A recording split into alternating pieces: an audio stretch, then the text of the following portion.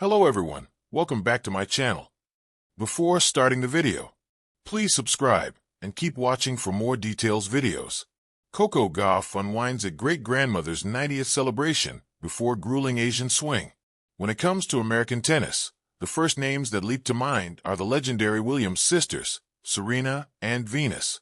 Now, 20-year-old Coco Gauff proudly carries that torch, drawing endless comparisons to the sisters, not just for her explosive game, but also for speaking out on equality. Yet, 2025 hasn't been her smoothest ride, with her Roland Garros triumph standing as the lone shining peak of her Grand Slam season. With the grueling Asian swing looming, Gauff hit pause on the pressure-filled tour, choosing instead to recharge her soul as Coco Gauff unwinds at her great-grandmother's unforgettable 90th birthday celebration. Coco Gauff recently shared a heartfelt snapshot, standing proudly beside her great-grandmother to mark the milestone occasion. Her warm smile radiated as she held hands with the family matriarch. Her great-grandmother, dressed in an elegant white lace dress with a delicate blue flower pin, looked graceful as the scene glowed with balloons and cozy family-style dining. Gauff captioned the post, "Happy 90th birthday to my great-grandmother Whiteheart, Whiteheart, Whiteheart." In a quiet suburb just outside of Delray Beach, Florida, the late summer sun bathed the backyard in golden light. Strings of fairy lights danced gently in the breeze, crisscrossing above folding tables dressed in lavender tablecloths. The scent of slow-roasted barbecue mingled with the laughter of 4 generations. Beneath a floral archway, a banner read, "Happy 90th, Nana Thelma." Coco Gauff, fresh off her electric U.S. Open performance, leaned back in a white plastic chair and exhaled deeply freely. For once, the rhythmic thwack of balls on strings and the scrutiny of stadium eyes were replaced by the sound of old-school Motown and the clink of sweet tea glasses. She wore no tennis shoes today, just sandals. No racket in sight. Her hair, styled in long braids, was pulled up loosely, and she was wrapped in a sun-yellow dress that mirrored the energy she brought to every match. But here, on this Saturday afternoon, she wasn't the face of American tennis or the future of the WTA.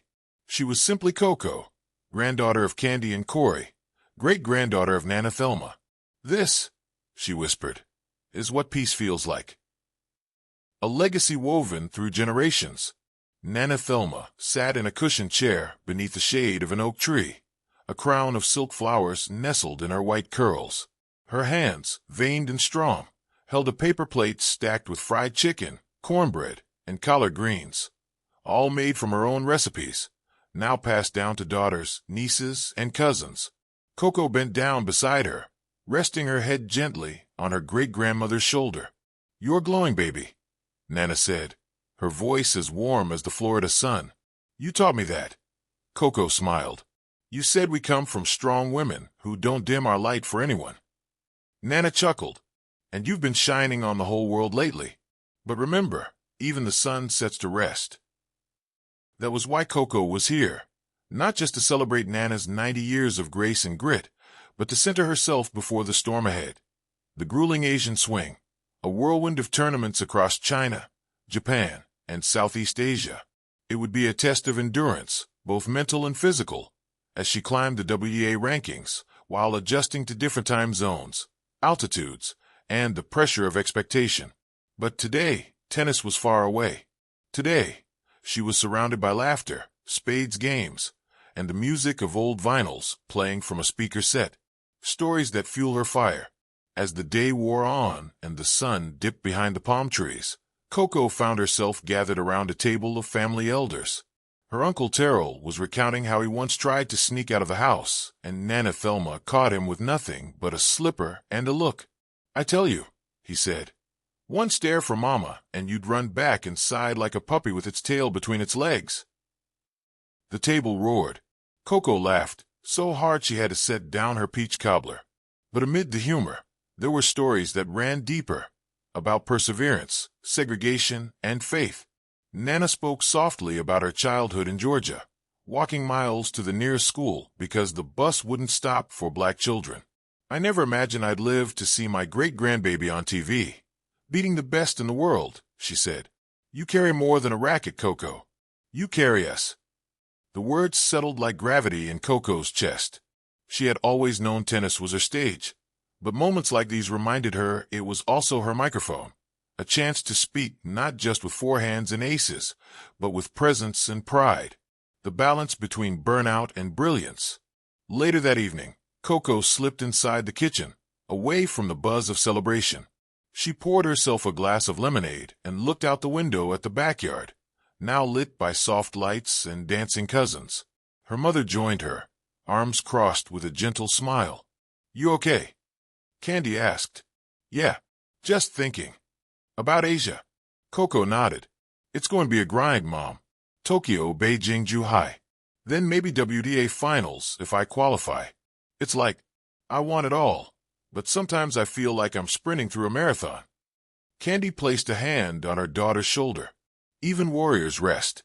You don't have to be superhuman every week." "I know, but people expect it now. After the U.S. Open, after Cincinnati, everyone's watching." "They've always been watching, but you've never played for them." Coco sighed, sipping her drink.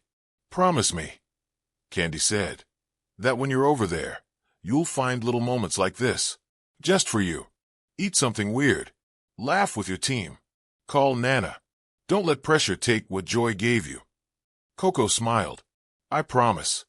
On the edge of a new chapter, as the night wound down, the family gathered in a circle around Nana Thelma, who sat with her great-great-granddaughter in her lap. With a voice both frail and commanding, she spoke a final toast. "To family, to legacy, and to the ones who carry our name into rooms we never could. May you be bold, but never forget to be still." Coco closed her eyes. Those words would echo in her ears across continents, long after this night faded. Tomorrow she'd begin packing. Soon, she'd be lacing up her shoes and boarding flights. The Asian swing awaited, a proving ground, a gauntlet. But tonight she was grounded. She looked around at her family. This was her origin story, her fuel, her freedom. And as she hugged Nana Thelma goodnight, she whispered in her ear, "Thank you for being my foundation." Nana squeezed her hand. "And you be the fire." Author's note: this fictional narrative is inspired by the real spirit and career of Coco Gauff, who continues to inspire millions with her talent, grace, and strength. While the events are imagined, the heart of the story reflects the importance of family, heritage, and rest in the journey of greatness.